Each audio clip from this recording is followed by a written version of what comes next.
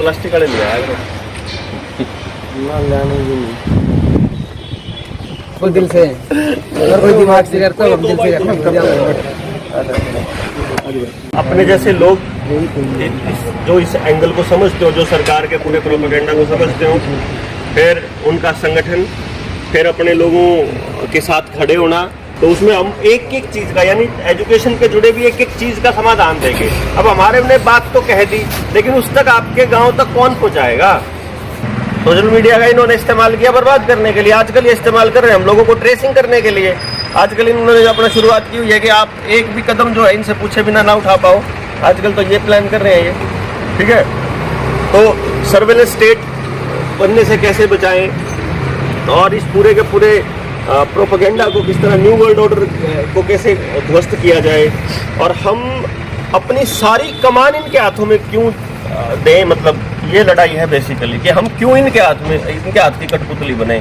ये तो चाह रहे हैं कि आपका खाना इनके हाथ में हो, पानी इनके हाथ में हो, रसोई गैस इनके हाथ में हो, आपका चलना आना, आप किसको डोनेशन देते हो, किससे मिलते हो, आपकी लोकेशन किस टाइम पे क्या थी, आप क्या बात कह रहे थे, आप मतलब आप क्या कर रहे हो, कहाँ जा रहे हो, किससे मिलो, आपकी एक एक चीज सर्वेलेंस पे, आपकी गाड़ी टोल टैक्स के थ्रू सर्वेलेंस पे। इसको ये इजाजत देता है कि आपको जबरदस्ती टेस्ट कर सकती है पुलिस, जबरदस्ती क्वारंटाइन कर सकती है, जबरदस्ती आपको टीके लगा सकती है, जबरदस्ती दूसरी बात विदाउट योर कंसेंट, आपकी मर्जी के बिना और आपकी स्वीकृति के बिना। जैसे अभी आप जाते थे और अभी आप लोगों से बात करते थे या किसी अपने अधिकारी से या स्कूल के प्रिंसिपल से, तो स्कूल का प्रिंसिपल ये कह देता था भाई सरकार का आदेश आया है, तो माँ बाप ये कह देता था लेकिन ये तो वॉलंटरी है, ये तो जबरदस्ती तो नहीं कर सकते आप, तो वहां फंस जाते थे क्योंकि कानूनन वॉलंटरी था। अब सरकार ने कानून ले आए ये लोग नेशनल हेल्थ बिल के नाम पे, ये कहते हैं the legislation allows the government to force people, यानी कि ये कानून सरकार को ये अलाउ करता है, मतलब कि भाई जबरदस्ती आप सोशल डिस्टेंसिंग कर सकते हो, आप सरप्राइज इंस्पेक्शन कर सकते हो to the of the places where they live and work in, यानी अगर आप जहां रहते हो और जहां काम करते हो या जहां पढ़ते हो वो उस जगह पे आपकी मर्जी के बिना, बिना किसी वारंट के, सरप्राइज इंस्पेक्शन का मतलब है बिना वारंट के आपके घर पे दबिश दी जा सकती है।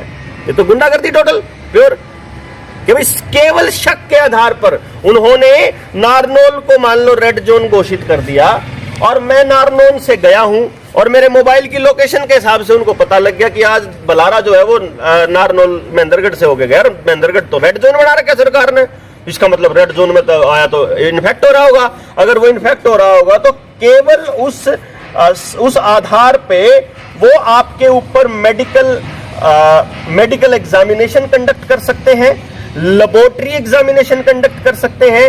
आप अगर उनको ये लगता है कि सफरिंग या फिर उसको इन्फेक्शन हो रखा होगा तो उसको ध्यान में रखते हुए वो आपको जबरदस्ती कोई भी इलाज दे सकते हैं, कोई भी इलाज मतलब समझते हैं आप, वो आपको कोई भी इलाज दे सकती है सरकार, आप ना चाहो तो भी आपको वो चाहे कुछ भी दे, मतलब वो आपको दे सकती है। और एक और कमाल की बात है, ये बिल सरकार को अलाउ करता है कि वो पक्षियों और जानवरों को मार सके। ये देखो मैं आपको एक चीज बता दूं, न्यू वर्ल्ड ऑर्डर वाले जो ये लोग हैं, सैटनिक लोग जो शैतान के पुजारी हैं, उनके लिए सनातन एकमात्र खतरा है, एकमात्र खतरा हमारी गाय, हमारी पुरातन संस्कृति, हमारा जो ओरिजिनल बीज, हमारी जो ओरिजिनल सभ्यता है। भारत के ऊपर उनकी नजर क्यों है मालूम है आपको?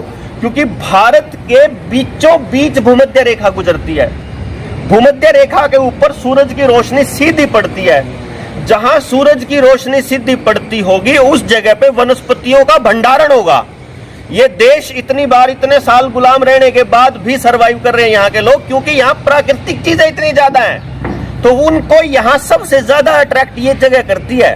इसीलिए चाह के हर कोई यहाँ आता है, हर कोई भारत पे किस लिए आता है? क्योंकि यहाँ सरवाइव करने के सबसे उपयुक्त जगह है। अमेरिका जैसे कनाडा जैसी जगह पे कई कई महीने बर्फ पड़ती होती है, वहां धूप शक्ल देखने को नहीं मिलती भाई साहब, बीमार पड़े रहते 24 घंटे, घरों में सीलन है, दांत में तो बदबू है, उनका तो उनका कोई लक्षण ही नहीं है उनकी। जितनी सुंदर धूप, रेगिस्तान, पहाड़, वनस्पति, पानी, नदियां, पहाड़, मतलब सब कुछ तो है हमारे पास, समंदर से लेके। यानी कि ये जो हमारी जो भौगोलिक जो स्थिति है ना, ये फिर इस स्थिति के अंदर हमारा पशुधन, हमारी गौ माता, हमारा खेत, हमारे ओरिजिनल बीज, हमारी वनस्पति, हमारी दवाइयाँ, हमारा आयुर्वेद, यानी प्राकृतिक तरीके से खुद को ठीक रखने का जो हमारा कल्चर है, ये कल्चर उन लोगों के लिए सबसे बड़ा खतरा है। हाँ। शैतान के पुजारियों के लिए केवल प्रकृति सबसे बड़ा खतरा होता है। और जो परमात्मा में भरोसा रखने वाला ये देश, जो हर धर्म को भी एडजस्ट कर रहा है, इंसानियत को, जीव मात्र को कर ले, मतलब अपना तो पूरा कल्चर ही जीव मात्र के भलाई के ऊपर चलता है ना। तो हम जो जीव मात्र का मतलब प्रकृति, यानी हम नेचर को बचाने वाले लोग हैं, इसीलिए ये लोग भारत के ऊपर सबसे ज्यादा अटैक किया हुआ है। इसीलिए ऐसे लोगों को राजा बनाया जा रहा है कि जो आंख बंद करके उन लोगों का आदेश पालन कर रहा है। इसीलिए मुख्यमंत्री भी ऐसे बनाए जा रहे हैं, आपके डीसी भी ऐसे बनाए जाएंगे, आपके हेल्थ के भी ऑफिसर ऐसे बनाए जाएंगे, आपके एक्सपर्ट्स ऐसे बनाए जाएंगे जो आपकी नेचुरल खेती को खराब करेंगे, नेचुरल रसोई को खराब करेंगे, जो आपकी नेचुरल इलाज की पद्धति को खराब करेंगे, जो आपकी नेचुरल शिक्षा को खराब करेंगे, जो आपकी नेचुरल जिंदगी को ही तबाह कर देंगे। पारिवारिक संगठनों को तोड़ना हो, चाहे आपके पशुधन की बर्बादी हो, चाहे उनको बीमार करना हो, चाहे ऑर्गेनिक की जगह पे जेनेटिकली मॉडिफाइड बीज देना हो, चाहे हाइब्रिड बीज देना हो, ये सब कुछ उसी खेल है कि प्रकृति से जितना दूर रखोगे उतना ही आपके लिए आसान हो जाएगा भारत के समाज को तोड़ना। तो ये एक इतना बड़ा, समझो आप कितना बड़ा इंटीग्रेटेड षड्यंत्र है, तो आपको उसी तरीके से उसको उस लेवल पे लेके आना पड़ेगा। तो ये कानून आपको समझ में आया ना, यानी कि आपकी मर्जी के बिना आपको इलाज देना, यानी कल को आप ये कहते हो कि मेरा तो बीमार हो गया हूँ, मैं तो दूसरी के बाद में तो परेशानी आ गई, मुझे तीसरी नहीं लेनी, तो ना तीसरी लेनी पड़ेगी क्योंकि तो बीमार हो सका है।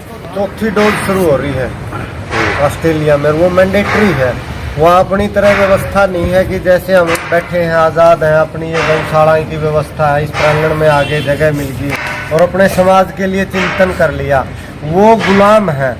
मतलब वहाँ भौतिकता के रूप में ये नज़र आता है कि वहाँ का जीवन उत्कृष्ट जीवन है, लेकिन जो अपने वाले लोग वहाँ गए हैं उन्होंने अपनी परेशानी बताई है कि वो भौतिकता तो ठीक है, लेकिन जैसे एक स्वस्थ व्यक्ति को भी मैंडेटरी करके वो चौथी डोज लगा दी और वो 5 दिन से पड़ा है अंदर, और वो इतने पछतावे में है कि अब मेरा ये मन कर रहा है कि मैं यहाँ से छोड़ के दोबारा भारत में आ जाऊँ। ये तो एक एग्जाम्पल बताया इन्होंने, वो परिचित था इसलिए पता लग गया। मोटे तौर पे मैं बताता हूँ आपको ऑस्ट्रेलिया का हालत।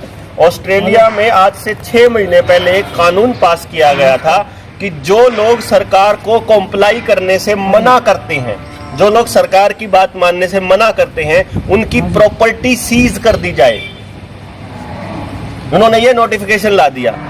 अब उन्होंने परिवार को तोड़ना, पहले तो देखो आप कमाल की बात, उन देशों को जिनको हम बहुत बढ़िया कहते हैं, उन्होंने पहले परिवारों को तोड़ा, बच्चों को बेरोजगारी भत्ता देने के नाम पे परिवार से इंडिपेंडेंट किया। जैसे हमारे यहाँ बुजुर्गों का जो भत्ता है, जो कहते हैं चौधरी देवीलाल ने शुरू किया था, देवीलाल से पहले शुरू हो लिया था हमारे देश के अंदर, ये हमारे देश में ये पूरा प्रोपेगेंडा उस यूनाइटेड नेशंस का ही था कि जो बूढ़ा था ना, वो जो बूढ़े में मरोड़ आई थी, वह जो पेंशन के नाम पे जो मरोड़ आई थी, उसने तो परिवार तोड़े भी तो है। क्यों जी भाई, उसको सम्मान राशि, क्या तो सम्मान राशि दिया, लेकिन उसमें वह मरोड़ आ गई कि मैं तो, मेरी तो पेंशन आवे भाई, ठीक है भाई। उससे पहले जो बच्चे थे वो अपने बाप बाप को केवल पैसे के लिए थोड़ी पालते होते थे या देखभाल करते थे, मतलब कहने का मतलब पाले तो खैर माँ बाप नहीं थे, लेकिन जब वो बुजुर्ग होते थे तो उनकी सेवा करना हमारा संस्कारों में शामिल था, अंडरस्टूड।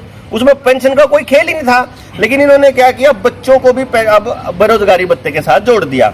तो अब हर आदमी या तो रोजगार कर रहा है वहां पे उन विकसित देशों के अंदर, या तो रोजगार है, उसका रोजगार मतलब नौकरी, या बेरोजगारी भत्ता है, और दोनों ही चीजों का काम या तो कंपनी से या फिर सरकार से आ रहा है। और दोनों ही केस रोक दिए जाएं अगर आपके, तो आपकी जिंदगी रुक जाएगी, क्योंकि आपकी जमीनों पे कब्जा उद्योगपतियों का हो चुका है। समझ गए ना। बिल गेट्स ने 3.25 लाख एकड़ जमीन वहां की खरीद ली। अब तो हमारा क्या है कि तू ना जमीन दे, हमारा तो 1 किला पड़ा, थोड़ा उगजेगा सौरा, अपनी दाल सब्जी रोटी अपने आधे किले में आधे डाबड़े में जिसे में बोलेंगे, लेकिन उनको किसान क्रेडिट कार्ड के नाम पे कर्जदार बना दिया। कल ने उसकी जमीन खोस ली तो बर्बाद। आज तो फैक्ट्री के नाम पे कर दोगे, जमीन न बेच दोगे, पर फैक्ट्री बंद करने लग गए, जिस दिन 1 मिनट लगेगी फैक्ट्री बंद करना, तो जमीन भी गई फैक्ट्री भी गई। आज तो आपको पैसा दे दिया। तो मतलब जमीन छीनना भारत को बर्बाद करने के लिए पहला स्टेप है इनका और पहली योजना है। तो आपको ये जानबूझ के खेती करने वाले आदमी को गरीब रखेंगे, नौकरी वाले को बहुत ज्यादा तनख्वाह इसलिए दी जाती है ताकि लोग नौकरी के पीछे भागे, उनको ऐशो आराम की आदत डाल दी जाती है। अब जिसके तनख्वाह बहुत मोटी है, वो आदमी ने अपनी गाड़ी ले रखी है, घर ले रखा है और लोन ले रखे हैं, उस अपनी आधुनिक उस दिखावे के चक्कर में बेचारा EMIs में बंधा हुआ है, तो सरकार से पंगा नहीं ले सकता, गलत को गलत नहीं कह सकता, सही के लिए खड़ा नहीं हो सकता, तो वो उधर बांध दिया। जमींदार जिसकी अपनी खेती है उसको उधर बर्बाद कर लिया कि भाई तेरे को तो हम पैदावार होने ही नहीं देंगे, तो उसको वहां लपेट लिया, उसको वहां लपेट लिया, बोलने वाला कोई बचा नहीं, अगली पीढ़ी को रास्ता दिखाने वाला कोई बचा नहीं। तो ये समझो आप कि अब दूसरी डोज के लिए, तीसरी डोज के लिए फोर्स करने के लिए आपकी पेट के साथ ही तो जोड़ना इन्होंने, जैसे पिछली बार जोड़ा था, पेट के साथ ही तो जोड़ा था कि आपने अगर ये नहीं किया तो आपको जाने नहीं देंगे, खाने नहीं देंगे, नौकरी नहीं करने देंगे, हाजिरी नहीं लगने देंगे, पेंशन नहीं निकलेगी, इलाज नहीं होगा। ये काम वहां कर ही रहे, नरेंद्र जी बता रहे हैं। गवर्नमेंट ऑफिस में एंट्री बंद कर दी थी बिना गवर्नमेंट, मैं यही कह रहा हूँ आपके काम नहीं। इसका मतलब इसको लड़ने के लिए पहली जरूरत, जो सबसे ज्यादा पहली सक्षम जो चीज है वो ये है कि हम लोग अपने आप अपने समाज में संगठित होके अपना गुजारा करने की हालत में है ना, तो सरकार हमारा कुछ नहीं बिगाड़ सकती। लेकिन अगर हम सब कुछ डिपेंडेंट हमारा सरकार के ऊपर है, तो सरकार जब चाहे हमारी गिट्टी में उठा दे सके। इसी वापस इस चीज को बचाना अपना मकसद है कि आने वाले वक्त में ये लोग कर्जदार किसानों की जमीनों को नीलाम करने के स्टेप पे आएंगे, और उस दिन जनता सरकार मोर्चा उन किसानों के साथ खड़ा होकर एक भी किसान की जमीन नीलाम नहीं होने देगा। किसान नेताओं को तो खरीद लेंगे, पर इतने सारे संगठनों को इतना इकट्ठा कर देंगे हम कि भाई हमारे एजेंडे में शामिल होगा। ना किसी के स्कूल ने प्राइवेट होने देंगे, ना किसी के बैंक ने प्राइवेट होने देते, ना किसी और संस्था को बिकने देते, ना किसी की जमीन नीलाम होने देते। लेकिन इसके लिए तो हमारे पास कम से कम इतना संख्या बल तो हो ना कि सरकार ने पता हो कि यहाँ आए 5 आदमी है, पर ये है तो 5 लाख।